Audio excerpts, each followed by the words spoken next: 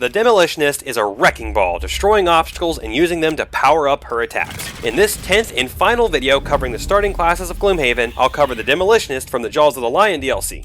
As usual, we'll start with an overview of the class, and then we'll go over the level 1 and X cards before jumping into the starting item ideas. So let's see what the Demolitionist can do.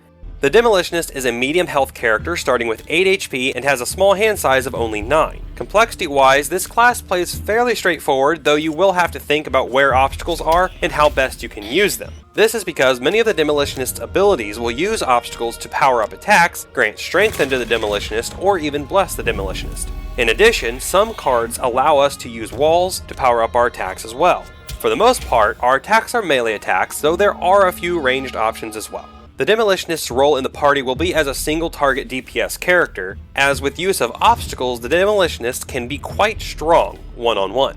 The biggest obvious downside though is that without obstacles, the Demolitionist becomes less powerful and many abilities become harder to take advantage of. Overall though, the Demolitionist can be a blast to play, and your party will really appreciate you on those maps full of obstacles that usually slow them down. So with that said, let's take a look at our starting cards now. Our first card is Wind Up. The top is an active ability that allows us to add +2 attack to our next 2 attacks. The great part here is that this isn't a loss ability, so we'll be able to use this to power up a lot of attacks over the course of a scenario. The bottom allows us to double the value of our next move ability, and this also is an active ability that isn't a loss. This one can be nice to have as the Demolitionist isn't the most mobile class, though definitely not the least mobile. The initiative is a good one for going late at 77. Next we have Crushing Weight. The top of this one is an attack 3, but if the target is adjacent to a wall, we get to add +2 attack and gain 1 XP. This is a great go-to attack ability as we can often find an enemy adjacent to a wall, or an ally can make them adjacent to a wall with a push or a pull. A repeatable attack 5 at level 1 is awesome. The bottom is a move 2, and then one enemy adjacent to us that is also adjacent to a wall suffers 2 damage. This is another great ability, allowing us to move and damage an enemy at the same time, and pairing the bottom of this one with any other melee attack is great for some burst damage. The initiative is a decent one for going early at 22. Then we come to knock out the support. On the top we have an attack 3 that prevents the target from healing for the current round and activates Earth. If you have an enemy that heals itself a lot, this can come in handy, though since you don't know what the monsters are doing before you pick your cards, this becomes more of a happy bonus than a deliberate play. The bottom of the card is a move 2, then destroy one adjacent obstacle to gain 1 XP and strengthen. This ability is one of my favorites to use because when we gain strengthen on our turn, we get it for this turn and our next, and strengthen gives us advantage on our attacks. So with this card, we can attack with advantage 2 turns in a row if we use this move ability first. The initiative on this one is another nice early one at 20. Explode is our next card, and the top of this one has us destroy one adjacent obstacle, then gain 2 XP and perform stun on all targets next to the destroyed obstacle. In addition, all these targets also suffer 2 damage. This is a loss card, but in the right situation, such as having 3 or more enemies adjacent to an obstacle, it can be extremely powerful. The bottom is a move 4 or move 6 if we have fire to consume. This will be our best non-loss movement ability at level 1, so we might want to save using the top until toward the end of a scenario. The initiative is a 28, which still isn't too bad, but it's getting slow. Next is Implode. The top is a simple attack 3, but if we consume Earth, it becomes an attack 4, muddle, and gain 1 XP. The bottom is a move 3, then if we consume Earth, we can destroy one adjacent obstacle to create 2 1-hex obstacles adjacent to the hex of the original obstacle. This one is nice for those obstacle-laden maps with traps blocking the only path through, as you can manipulate the obstacles to make a path. The initiative is a nice late one at 88. Piston Punch is next, and the top of this one will give us an attack 2, push 2, and with fire, it will add +1 more attack and push and give us 1 XP. So with fire, an attack 3, push 3 is actually really good when you have traps on a map, because with that much push, you can usually get an enemy to a trap, or even multiple traps. The bottom is a stun on one adjacent enemy, and if we have Earth, we can poison them too. As I've said before, stun is the strongest control ability, and any reusable card that has it is good, and the poison is a nice bonus here. The initiative isn't so great though, at 42. Our next card, Explosive Blitz, is a fun one. The top is a nice attack 2 with range 4, giving us our first ranged option, and it activates fire, but I like this card for the bottom ability. The bottom allows us to move 3, but if we open a door with this movement, we get to stun all enemies within range 3 of where we stop our movement. We then gain 1 XP, but this is a loss card. Even with the loss though, this card is worth it. If we have some movement increasing boots on, and then use this move while already adjacent to the door we want to go through, we can get to the center of the next room and stun everything in it. This is one of my favorite moves, as this card has an initiative value of 19, meaning we can do this first and then all other characters can go and get 1 free turn of attacks in that new room. Well played, this can make a potentially tough room a breeze instead.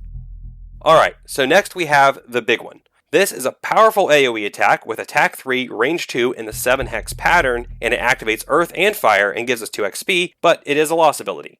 This attack can be great for clearing out a big group of enemies, but is best used with a power potion and advantage to maximize its effectiveness. With our hand size of only 9 though, we have to be careful with our loss cards, and using this one and the bottom of Explosive Blitz or any other loss ability could cost us dearly in turns.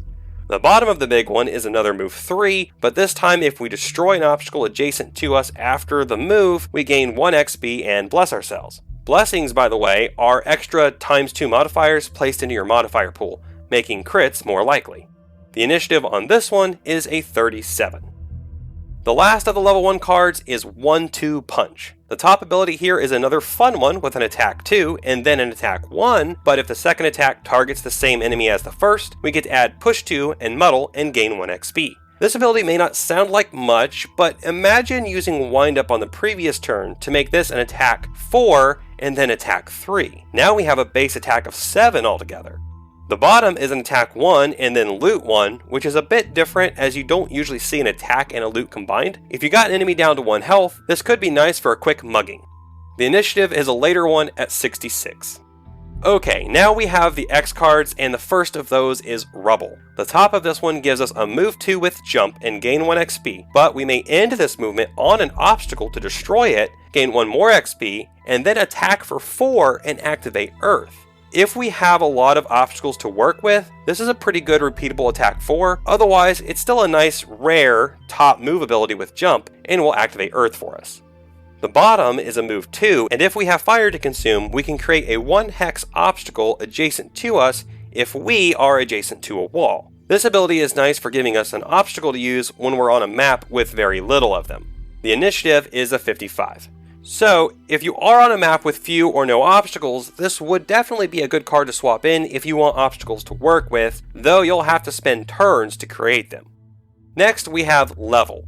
For those objective-based missions where you have to destroy objectives like altars, the top ability here is great. It is an attack 3, but if the target is an object with health, it deals an additional 3 attack for a total of 6, and we gain 1 XP.